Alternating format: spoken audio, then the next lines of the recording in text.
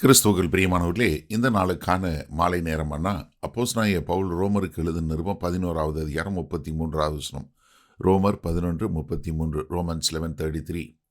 ஆ தேவனுடைய ஐஸ்வரியம், ஞானம், அறிவு என்பவைகளின் ஆழம் எவ்வளவாய் இருக்கிறது! அவருடைய நியாய தீர்ப்புகள் அளவிடப்படாதவைகள், அவருடைய வழிகள் ஆராயப்படாதவைகள். அப்போஸ்தலனாகிய பவுல் ரோமர் 9வது அதிகாரத்திலிருந்து 11வது அதிகாரம் வரைக்கும் கர்த்தர் எப்படி எல்லாவற்றையும் ஆளுகை செய்யக்கூடியவராய் இருக்கிறார், அவருடைய திட்டம் இஸ்ரவேலை குறித்தும் புறஜாதியாரை குறித்தும் உள்ள திட்டங்கள் எவ்வளவு தான் இருக்கின்றதை குறித்து இந்த 3 அதிகாரங்களில் சொல்லி முடித்த உடனே அவர் இதை ஒரு லாஜிக்காக இப்படி தான்ப்பா அப்படின்னு சொல்லி நிறுத்தாமல் அவர் என்ன சொல்லி அது எப்படி முடியுது? அவர் தேவனை ஆராதிக்கக்கூடியதாக. நீங்கள் யோசிச்சு பாருங்கள், இந்த கர்த்தத்துவங்களை குறித்து சொன்ன உடனே அவர் எப்படி போய் முடிக்கிறாரு? அவர் ஆராதிக்கக்கூடியவராய். தேவனுடைய ஆழம் எப்படி? அவருடைய ஆழம் எதில்? 3 விதமான காரியத்தில் உள்ள ஆழம் சொல்கிறாரு. ஐஸ்வர்யம், அதாவது எல்லாத்தையும் அவர் ஆரம்பத்திலேருந்து முடிவு வரைக்கும் உள்ள எல்லாமே அவருடைய நோக்கத்தை நிறைவேற்றக்கூடியதாக இருக்கிறது. அவருடைய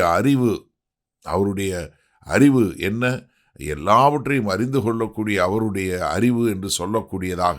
அப்போ இந்த 3ஐயும் சொல்லும்போது ஐஸ்வர்யம், ஞானம், அறிவு.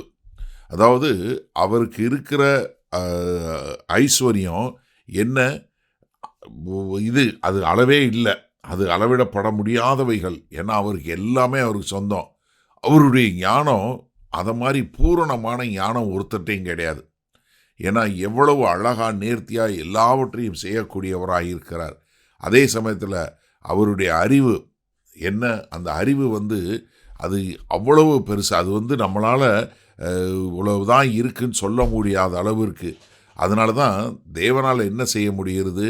ஒரு தீமையான காரியத்திலிருந்து ஒரு நன்மையை கொண்டு வர முடிகிறது. ஒரு கீழ்ப்படிதல் இல்லாத காரியத்தில் ஒரு இரக்கத்தை கொண்டு வர முடியுது. ஒரு முரட்டாட்டத்தில் ரட்சிப்பை கொண்டு வரக்கூடியதாக இருக்கிறது. அதனால் என்ன சொல்கிறாரு? அவருடைய நியாய தீர்ப்புகள் அளவிடப்படாதவைகள், அவருடைய வழிகள் ஆராயப்படாதவைகள். என்ன? நம்ம அறிவுக்கு எட்டாதது. நம்மளால் இது இப்படி ஆயிருக்குமோ அப்படி ஆயிருக்குமோன்னு அந்த பாதையில் போக முடியாது. இல்லை இது இப்படி தான் நடந்து போயிருப்பாங்க, இந்த மாதிரி போயிருப்பாங்க அப்படின்னு சொல்லி அவர்களை பின்பற்றி போக முடியாது. நம்ம மனிதனுடைய ஆராயப்படக்கூடிய காரியங்கள், நம்மளால் அறிந்து கொள்ளப்படக்கூடிய காரியங்களுக்கு நம்மளால் ஒன்றும் புரிந்து கொள்ள முடியாத அளவிற்கு நம்ம என்ன ஒரு ஓரத்தை தான் பார்க்குறோம். ஆனால் தேவன் என்ன பார்க்குறாரு? முழுமையாக பார்க்கிறார்.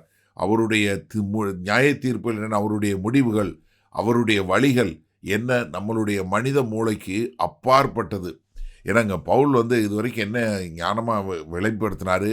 எப்படி இஸ்ரவேலில் ஒரு பகுதி கடினமாக இருக்குது, எப்படி புறஜாதியார் இதில் சேர்த்து கொள்ளப்பட்டாங்க, இஸ்ரவேலுக்கு எதிர்காலத்தில் எப்படிப்பட்ட இரக்கம் கிடைக்கிறது, இது எல்லாவற்றையும் கர்த்தர் எவ்வளவு அளவாக ரட்சிப்பினுடைய ஒரு சரித்திரமாக வைத்திருக்கிறார்.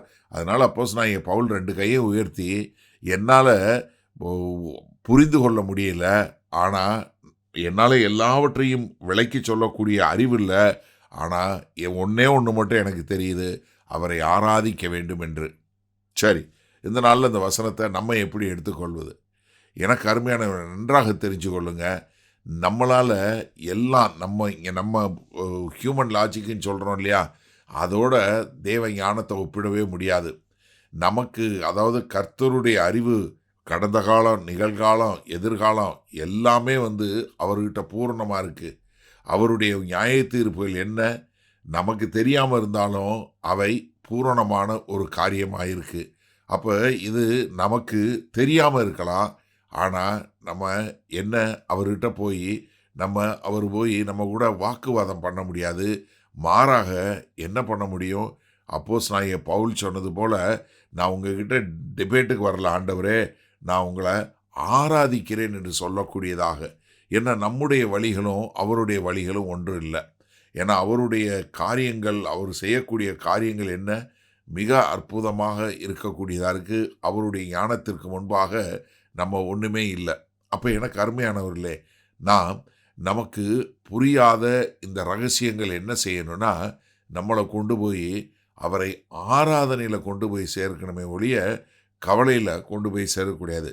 இங்கே அப்போஸ்தலனாகிய பவுல் என்ன பயந்து போகலை, இல்லை ஐயோ என்ன ஆக போகுதுன்னு இல்லை, மாறாக தேவனை ஆராதிக்கக்கூடியதாக. அப்போ இந்த நாளில் நமக்கு அறியப்படாத காரியங்கள் நம்மை தேவனை ஆராதிப்பதாய் கொண்டு போய் சேர்க்கட்டும். நம்ம பலவீனப்படுத்துவதாகவோ இல்லை நம்மளை நம்மளை கவலைப்படுவதாக செய்யாமல் மாறாக கர்த்தரை துதிப்பவர்களாய் வருவோமா? மகா கிருபையும் இரக்கம் நிறைந்த எங்கள் அன்பின் தகப்பனே, இதோ அப்போஸ்தலனாகிய பவுல் இதை எல்லா கர்த்தத்துவங்களை சொன்னாலும் கடைசியில் அந்த ரகசியத்தை பார்க்கும்போது நான் கவலைப்பட்டு பிரயோஜனம் இல்லை, 2 கைகளையும் உயர்த்தி உம்மை ஆராதிக்கிறேன் என்று சொன்னது போல, ஆண்டவரே எங்களுக்கு அறியாத காரியங்கள் என்ன இருந்தாலும் உம்மை, உம்முடைய ஞானத்தை, உம்முடைய அறிவை, உம்முடைய ஐஸ்வர்யத்தை நினைத்து நாங்கள் கைகளை உயர்த்தி உம்மை ஆராதிக்கிறோம். இயேசு கிறிஸ்துவின் மூலம் பிதாவே, ஆமேன்.